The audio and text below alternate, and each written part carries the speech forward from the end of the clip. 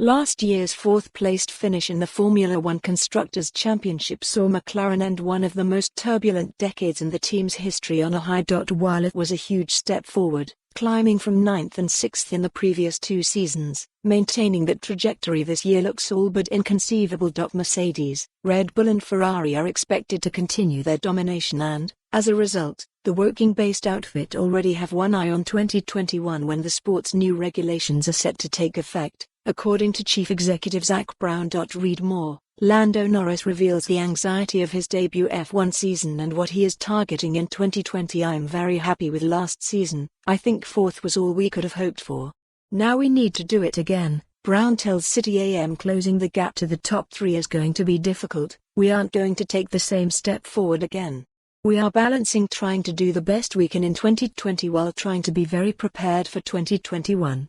The majority of next year's regulation changes are aimed at creating more competitive racing, particularly the implementation of a $175 million per year cost cap, which is designed to help teams with smaller budgets compete against the current frontrunners and the sport's big spenders.Cost cap. However, Brown, who is targeting McLaren's return to the front of the grid in the new era, is skeptical about when the cap will really start to bite. "I would have liked it to be lower and sooner, but at least we have one," he says. "We want to take another big step forward, but I don't want to bet all the chips on 2021.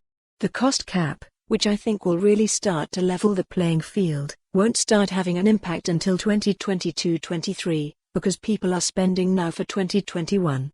Improving the competitiveness of a sport that has seen the same team, Lewis Hamilton's Mercedes, win for 7 successive years is just one way F1 owner Liberty Media is trying to broaden its appeal. Expanding race calendar. Liberty is also intent on expanding the race calendar to new markets, and the new regulations will allow for up to 25 races in the calendar, 4 more than the current agreement. An exception was made for this season, which is due to start in Australia next week, to increase it to 22 races, although some of those are under threat from the coronavirus outbreak. For Brown, racing 25 weekends of the year is too much for the people in the current system.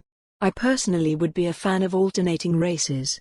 If a country wants to have a Grand Prix, that's good for racing, but should you go to 24-25 or should you stay at 21-22 and rotate markets? That would keep demand up," he argues. "The Olympics is every 4 years, so if you have a Grand Prix every 2 years in some key markets, I think that works.